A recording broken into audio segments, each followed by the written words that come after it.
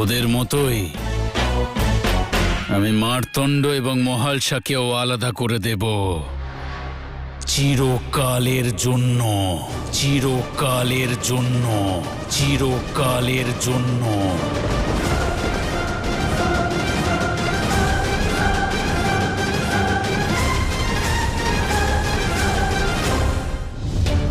আরে কেউ আছো নাকি? আরে কেউ বৈদ্য মশাইকে ডাকো তাড়াতাড়ি।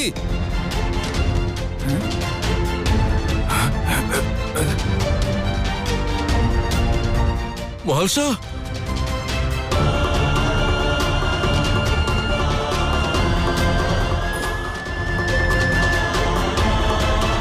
মহালসা চোখ খোলো।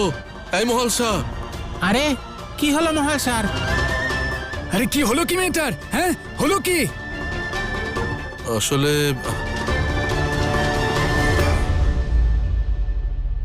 মহালসা এই শিব মন্দিরে পা রেখেছিল।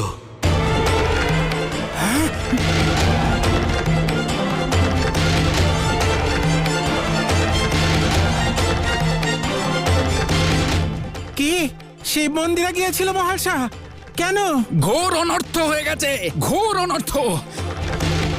এই মহালসা চোখ খোলো। কি হয়েছে আমার কন্যার? অজ্ঞান হয়ে গেল কেন?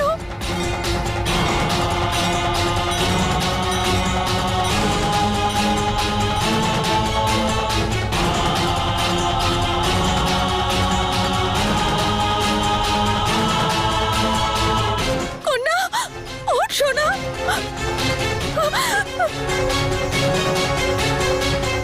কি হয়েছে?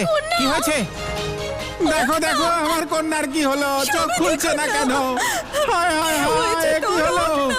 কি হলো আমার কন্যার? চোখ খুলছে না কেন? হায় হায় হায়, হায় হায় হায়, কি হলো? কি হলো আমার কন্যার? চোখ খুলছে না কেন? এইসব ধনির প্রশ্রয়েরই পরিণাম। আর না তো কি, কন্যাকে নিজের সীমার মধ্যে থাকতে শেখায়নিও। সন্তানকে মাতা পিতার ভালোবাসাই বিগড়ে দেয়। ওনার প্রশ্রয়ের মূল্য এখন গ্রামের সবাইকে দিতে হবে। এই কি রে? হ্যাঁ, আরে লজ্জা হওয়া উচিত তোমাদের। সহায়তার পরিবর্তে কটু কথা বলছো। আরে জীবন মরণের প্রশ্ন, আর তোমরা এখানে দোষারোপ করছো। ধ্যাৎ!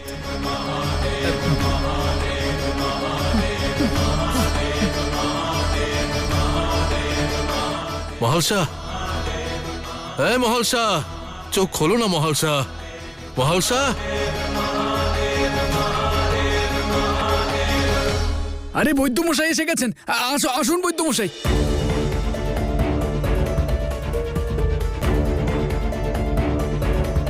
কি হয়েছে? ওই শিব মন্দিরে জ্ঞান হারিয়েছে।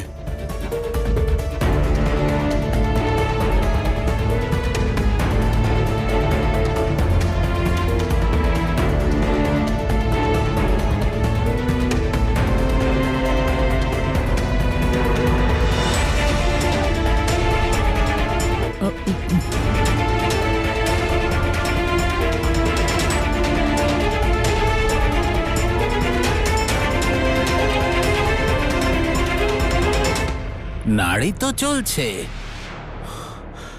কিন্তু খুব ধীরে।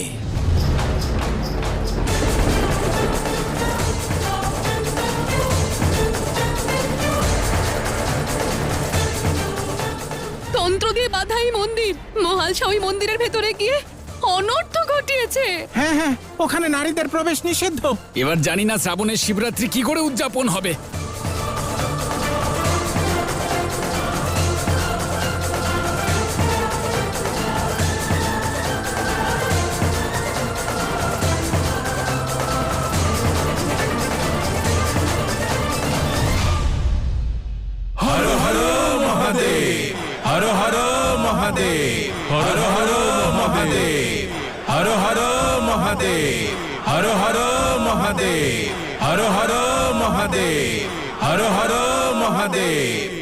মহারাজ মল্লের আদেশ অনুসারে কাল গ্রামের সবাই যখন শ্রাবণ শিবরাত্রি পালন করবে, সবাই ভক্তির রসে ডুবে যাবে। তখনই ওই উৎসবের সুযোগ নিয়ে আমরা আমাদের কার্য সমাধা করব, তাও চুপচাপ, কাউকে কিছু জানতে না দিয়েই। হর হর মহাদেব, হর হর হর মহাদেব।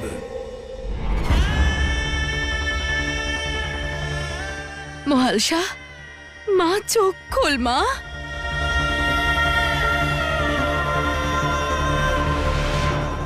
ও কিছু বলছে না কেন?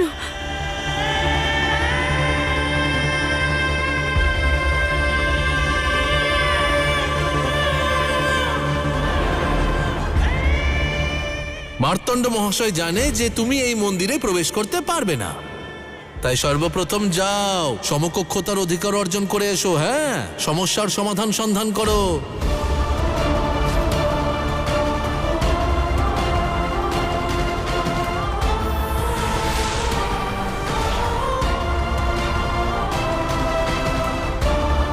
আজ কেবলমাত্র আমার জন্য মহালসার এই পরিণতি হলো, এই অবস্থা হলো। যদি আমি বিরক্ত না করতাম,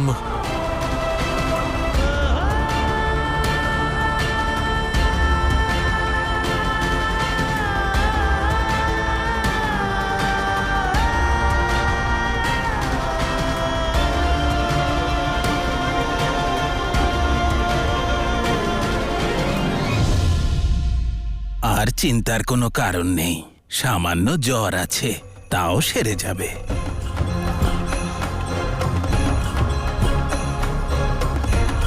তবে ভোর পর্যন্ত খেয়াল রাখতে হবে। ধন্যবাদ মহাদেব। মহাদেবের অনেক কৃপা।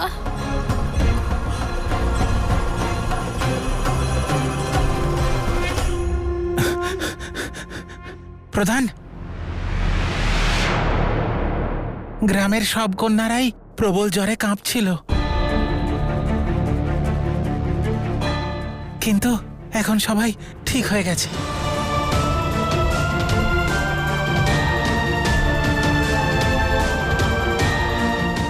এ কি অনর্থ করলে তুমি মহালসা? আমি বাধা দেওয়া সত্ত্বেও শুনলে না তুমি। এখন কি করে আমি বোঝাই তোমাকে? একটি উপায় আছে।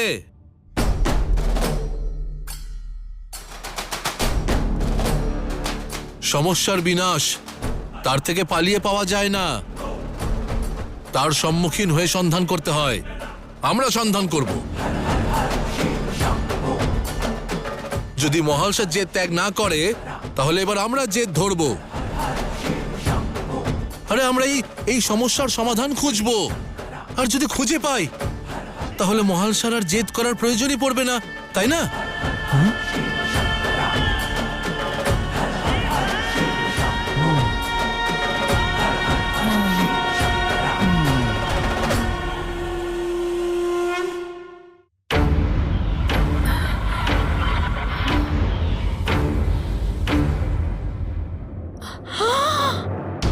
হে প্রভু,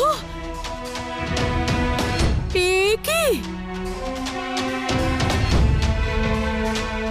এত রক্ত! মার্তণ্ড মশাই দেখুন, রক্ত বেরোচ্ছে। আপনার আঘাত লেগেছে।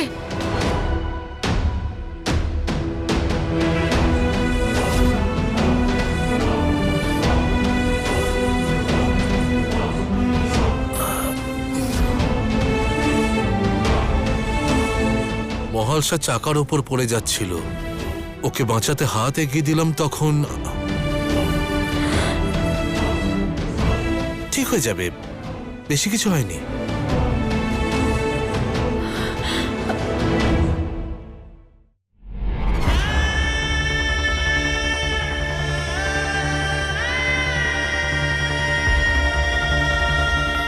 সামান্য চোট নয়, গভীর ক্ষত এমনিতে সারবে না। এসো, আমি ঔষধি লাগিয়ে দিচ্ছি।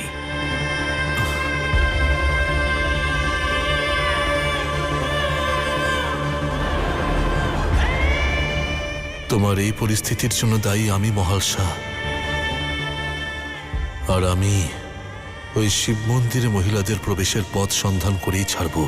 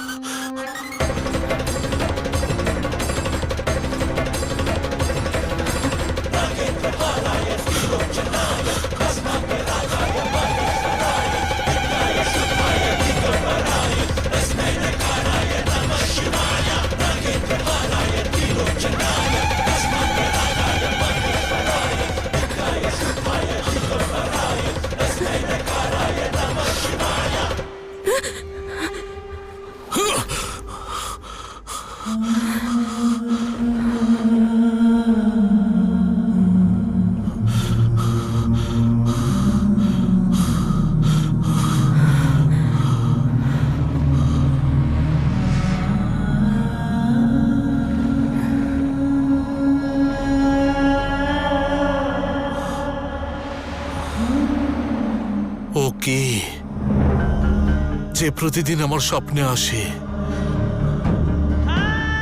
কে ওই বাবা? কেউ যে বারবার আমার স্বপ্নে আসে,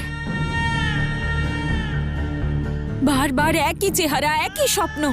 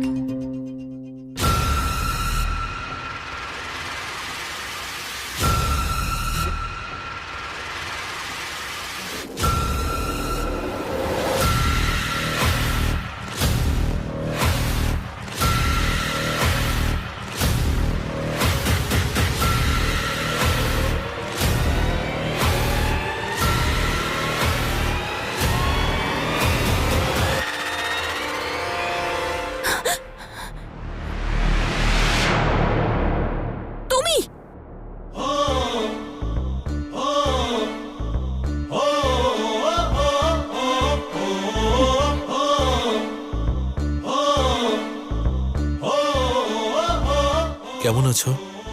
এখন ঠিক আছো তো? তোমার কি? হ্যাঁ, ও হ্যাঁ, তোমার তো কষ্ট হচ্ছে তাই না? দুঃখ হচ্ছে হয়তো যে আমি জীবিত কি করে আছি, তাই না? আরে তুমি আমাকে সবসময় অনুচিত কেন ভাবো? আরে আমি এখানে কারোর কোনো ক্ষতি করতে আসিনি, আমি তো শুধু নিজেকে। থাক, আমি সব বুঝে গেছি। অনুচিত করতে আসিনি। তুমি জানো, যদি কোনো পুস্তক পড়তে হয় না, আগে তাকে খুলতে হয়। কিন্তু যে পড়তে চাইছে সে যদি পুস্তক নাই খোলে, দোষটা কার হলো? হ্যাঁ বলো, কার দোষ হলো? আরে তুমি কি বলবে? তুমি তো সেই পুস্তক যে নিজেকে খুলতেই চায় না, নিজের মনের কথা কাউকে বলতেই চায় না। হাহ, আর যখন স্পষ্ট করে কিছু বলতে বলা হয় তখন মৌন, একটা শব্দও বেরোয় না মুখ থেকে। আর কথা বললে বলে শুধু তোমার অহংকার, বক বক বক বক বক বক বক বক বক বকতেই থাকো। কিন্তু এমন বলার কোনো অর্থই নেই, কারণ এটা তো তোমার অহংকার। তুমি তো শুধু এটাই চাও যে তুমি কিচ্ছু বলবে না, আর সামনে যে আছে সে কিছু না বলেই সব বুঝে যাবে। তাহলে এটা তোমার দোষ নয় তো কার? আরে আমি বলছি তো ওই স্পষ্ট কথা, কিন্তু তুমি তো শুনছই না। আরে তুমি কি স্পষ্ট কথা বলবে? তুমি না সেই অহংকারী পুরুষ যে নারীকে না কিছু বলবে, না কিছু শুনবে, না কিছু বলতে দেবে, শুধু যা ইচ্ছে করবে। হে দেবাদি দেব, বৈদ্যর ঔষধ কাজ করেছে, পুনরায় বিষ ওগলানো শুরু করেছে। বক বক বক বক বক বক। তোমার কথা কি মিষ্টি। যার নিজের মনে বিষ থাকে না, তার অন্যদের কথা শুনলেও সেটাও বিষ মনে হয়। আর আমার মুখ থেকে বিষ বেরোয়? নিজেকে দেখো, তোমার মুখ থেকে তো যেন অমৃতের নদী বয়ে চলেছে। যেমন বিষাক্ত তোমার এই মন, তেমনই বিচিত্র তোমার আচরণ। কে জানে কি ভাবো নিজেকে? মার্তণ্ড মার্তণ্ড মার্তণ্ড মার্তণ্ড মার্তণ্ড।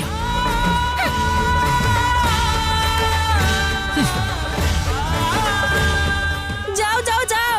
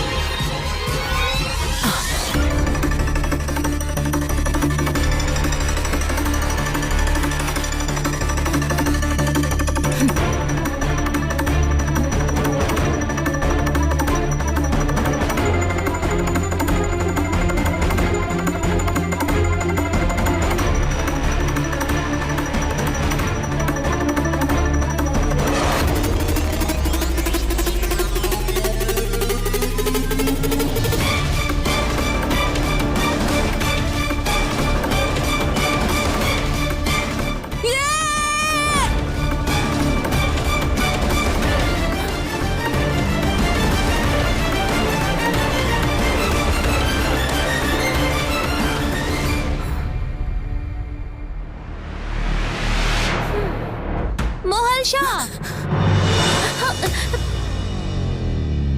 কি করছো মহালসা? তুমি মার্তণ্ডকে এত অপমান কেন করো মহালসা? সব সময় কথা শোনাও। কথা শোনাবো না? কি করব? কি করব?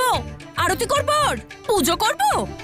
পুজো করতে বলছি না মহালসা, কিন্তু অন্তত ওর একটু উপকার তো করো। উপকার? ও যদি না থাকতো তাহলে আজ গ্রামের সবাই তোমার মৃত্যুর শোক পালন করত।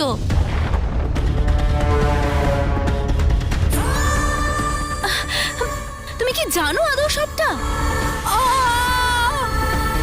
আর তারপর তো ওই তোমাকে বাঁচালো, তোমার কিছুই মনে নেই?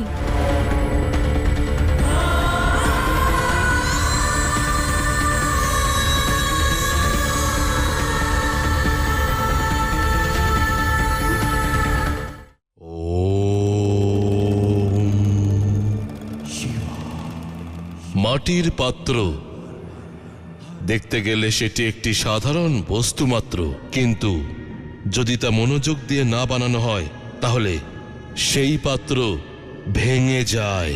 লালন পালন সেটিও এই পাত্রের মতনই হয়। লালন পালনের অর্থ কেবলমাত্র বড় করা নয়, যেভাবে আপনি তাকে স্পর্শ করেন, তাকে আকার প্রদান করেন, সে সেই আকৃতিই ধারণ করে।